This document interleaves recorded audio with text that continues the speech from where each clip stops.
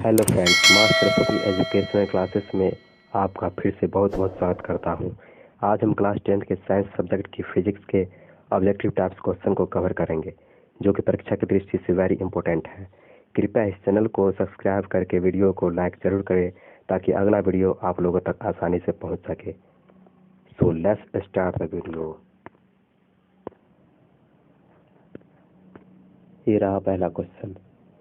गोलीय दर्पण के परावर्तक पृष्ठ की वृत्ताकार सीमा रेखा का व्यास कहलाता है। गोलीय दर्पण के परावर्तक पृष्ठ की वृत्ताकार सीमा रेखा का व्यास कहलाता है, यानी क्या कहलाता है? तो पहला ऑप्शन है फोकस दूरी, दूसरा वक्रता त्रिज्या, तीसरा प्रधान अक्ष और चौथा गोलीय दर्पण का द्वारक। तो इसका सही आंसर क्या होगा? तो इसका सही आंसर होगा गोलीय दर्पण का द्वारक। अगला क्वेश्चन, दंत विशेषज्ञ किस दर्पण का उपयोग मरीजों के दांतों का बड़ा प्रतिबिंब देखने के लिए करता है? डॉक्टर जो होता है और रोगी बीमार है, उसके दांतों में कुछ दिक्कत है, तो डॉक्टर लोग कौन सा दर्पण का प्रयोग करके उसकी बीमारी की जांच करते हैं? तो इसका सही आंसर है अवतल दर्पण। अगला क्वेश्चन, यदि किसी बिंब का प्रतिबिंब का आवर्धन ऋणात्मक है तो उस प्रतिबिंब की प्रकृति क्या होगी? यदि किसी बिंब के प्रतिबिंब का आवर्धन ऋणात्मक है तो उस प्रतिबिंब की प्रकृति क्या होगी? प्रकृति मतलब उसका नेचर क्या होगा? तो ऑप्शन है वास्तविक और उल्टा, दूसरा वास्तविक और सीधा, तीसरा आभासी और सीधा, और चौथा इनमें से कोई नहीं। तो इसका सही आंसर क्या होगा? तो इसका सही आंसर होगा वास्तविक और उल्टा। अगला क्वेश्चन है, निम्नलिखित में से कौन उत्तल दर्पण की फोकस दूरी है जिसकी त्रिज्या 32 सेंटीमीटर है? तो कौन सा दर्पण है यहाँ पे? उत्तल दर्पण। कौन सा दर्पण है? उत्तल दर्पण। तो उत्तल दर्पण में फोकस दूरी कितनी है? तो 32 सेंटीमीटर। ये रहा 32 सेंटीमीटर। तो उसकी वक्रता त्रिज्या क्या है? उसकी वक्रता त्रिज्या क्या है? तो इसका सूत्र होता है F बराबर R/2 होता है। सूत्र क्या होता है? F बराबर R/2। तो इसकी वक्रता त्रिज्या कितना दिया? 32। इसकी वक्रता त्रिज्या दिया 32। F बराबर R/2, तो F इक्वल टू 32/2 काटेंगे तो कितना निकलेगा? 16। इसलिए F बराबर कितना निकला? 16। और यहाँ पे उत्तल दर्पण की वक्रता त्रिज्या और फोकस दूरी हमेशा क्या होती है? तो धनात्मक होती है, इसलिए यहाँ पे क्या होगा? +16। तो इसका सही आंसर क्या होगा? तो इसका सही आंसर होगा सी। अगला क्वेश्चन, परावर्तन के नियम से निर्धारित होता है, यानी परावर्तन के नियम से क्या निर्धारित होता है? तो परावर्तन के नियम में आपतन कोण परावर्तन कोण के बराबर होता है, या परावर्तन कोण अपवर्तन कोण के बराबर होता है, या फिर आपतन कोण विचलन कोण के बराबर होता है, या इनमें से कोई नहीं। तो इसका सही आंसर है आपतन कोण परावर्तन कोण के बराबर होता है। अगला क्वेश्चन, हवा यानी निर्वात में अब प्रकाश की चाल कितनी होती है, यानी क्या होती है? तो हवा में प्रकाश की चाल हमेशा 3 × 10⁸ किलोमीटर प्रति सेकेंड होती है। इसका सही आंसर सी होगा। अगला क्वेश्चन, प्रकाश तरंग उदाहरण है। प्रकाश किस तरंग का उदाहरण है? तो इसका सही आंसर होगा बी, विद्युत चुंबकीय तरंग। अगला क्वेश्चन है, प्रकाश के परावर्तन कितने नियम है? तो प्रकाश के परावर्तन के कितने नियम है? तो ऑप्शन है 1, 2, 3, 4। इसका सही आंसर क्या होगा? Option number 2। अगला क्वेश्चन, किस दर्पण में बड़ा प्रतिबिंब बनता है, यानी कौन सा दर्पण में वस्तु का बड़ा प्रतिबिंब बनता है? ऑप्शन है समतल, अवतल, उत्तल, इनमें से कोई नहीं। तो इसका सही आंसर अवतल होगा। क्योंकि इसमें कोई भी वस्तु का प्रतिबिंब हमेशा बड़ा ही बनती है। इसका सही आंसर ऑप्शन नंबर डी। अगला क्वेश्चन, गोले दर्पण में फोकसांतर एवं वक्रता त्रिज्या के बीच है, यानी क्या संबंध है? तो गोले दर्पण में फोकसांतर मतलब फोकस दूरी, फोकसांतर मतलब फोकस दूरी और वक्रता त्रिज्या, इसका संकेत आर होता है। फोकसांतर का एफ होता है, फोकसांतर का एफ होता है और वक्रता त्रिज्या का कैपिटल आर होता है। इसके बीच क्या संबंध है? इन दोनों के बीच आपस में क्या संबंध है? इसका सही आंसर इनमें से कौन होगी? पहला ए बराबर है आर बराबर 2r, एफ बराबर आर बाई 2 और चौथा एफ बराबर 2r। तो इसका सही आंसर क्या है? इसका सही आंसर होगा ऑप्शन नंबर सी, एफ बराबर आर बाई 2। अगला क्वेश्चन, सर्च लाइट का परावर्तक सतह होता है। गाड़ियों में ये सर्च लाइट लगी होती है, तो ये सर्च लाइट का परावर्तक सतह होता है, यानी क्या होता है? तो ऑप्शन है उत्तल, अवतल, समतल, उत्तल और अवतल दोनों। तो इसका सही आंसर कौन होगी? तो इसका सही आंसर होगा अवतल दर्पण, ऑप्शन नंबर बी।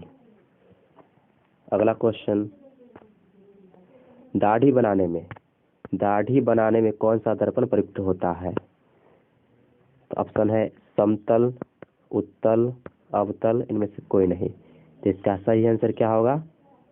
अवतल दर्पण, ऑप्शन नंबर सी। अगला क्वेश्चन, दर्पण सूत्र है, यानी इनमें से कौन दर्पण सूत्र है? Option A, B, C, D, इनमें से चारों में से सही ऑप्शन क्या होगा? तो इसका सही आंसर होगा option number D, option number D, F बराबर 1/v + 1/u = 1/f। दोस्तों मैं यहाँ पे आपको बता दूं कि दर्पण सूत्र में f बराबर r/2 भी होता है और इसके ऑडी से तिरछी मल्टीप्लाई करें तो r बराबर 2f होगा। तो एक सूत्र ये हो गया, और दूसरा सूत्र कौन सी है? तो दूसरा सूत्र है यही f 1/v + 1/u = 1/f। अगला क्वेश्चन, किस दर्पण में केवल आभासी प्रतिबिंब बनता है? किस दर्पण में केवल आभासी प्रतिबिंब बनेगा? ऑप्शन नंबर ए समतल, अगला अवतल, फिर है उत्तल और लास्ट समतल और तथा उत्तल। तो कौन सा दर्पण में सिर्फ हम आभासी प्रतिबिंब बनता है, यानी हमेशा? तो कौन सा दर्पण होगा? ऑप्शन नंबर डी, समतल तथा उत्तल। और यहाँ पे हम बता दें कि अवतल दर्पण में हमेशा आभासी बनता है और वास्तविक बनता है, लेकिन समतल दर्पण में सिर्फ और सिर्फ आभासी प्रतिबिंब ही बनता है। अगला क्वेश्चन नंबर 15, समतल दर्पण में प्रतिबिंब की प्रकृति क्या होती है, यानी इसकी नेचर क्या होती है? समतल दर्पण में प्रतिबिंब प्रकृति वास्तविक है, वास्तविक तथा सीधा है, वास्तविक तथा उल्टा है, आभासी तथा बराबर है। तो समतल दर्पण में बना प्रतिबिंब हमेशा आभासी तथा वस्तु के बराबर ही होती है। अगला क्वेश्चन, गोलीय दर्पण की फोकस दूरी उसकी वक्रता त्रिज्या की क्या होती है? एक गोलीय दर्पण है, उसकी फोकस दूरी तथा वक्रता त्रिज्या यानी f और r में क्या संबंध है? तो गोलीय दर्पण की फोकस दूरी वक्रता त्रिज्या की क्या होती है? आधी। कैसे? ये वक्रता त्रिज्या यहाँ पे r हो गया, फोकस दूरी का पूछा, इसलिए फोकस दूरी का वक्रता त्रिज्या क्या है? आधी है, यानी 1/2 है। इसलिए इसका सही आंसर क्या होगा? ऑप्शन नंबर ए आधी। अगला क्वेश्चन, किसी वस्तु का आवर्धित काल्पनिक प्रतिबिंब बनता है किसमें? यानी किसी वस्तु का आवर्धित काल्पनिक प्रतिबिंब बनता है किसमें? ऑप्शन नंबर ए अवतल दर्पण, बी समतल दर्पण, सी उत्तल दर्पण और डी इनमें से कोई नहीं। तो इसका सही आंसर ऑप्शन नंबर ए होगा, अवतल दर्पण। अगला क्वेश्चन, एक उत्तल दर्पण में बना प्रतिबिंब हमेशा होगा। एक उत्तल दर्पण में बना प्रतिबिंब हमेशा क्या होती है? तो हमेशा काल्पनिक और ह्रासित होती है, यानी छोटा होता है। Option number B. अगला क्वेश्चन, ईंट है, यानी ईंट इनमें से क्या है? पारदर्शी है, अपारदर्शी है, पारभासी है या इनमें से कोई नहीं है? तो इसका सही आंसर क्या होगा? इसका सही आंसर होगा अपारदर्शी। अपारदर्शी क्यों होगा? तो जिससे प्रकाश आसानी से पार नहीं करती है उसे अपारदर्शी कहते हैं, और जिससे प्रकाश आसानी से पार कर जाती है उसे पारदर्शी कहते हैं।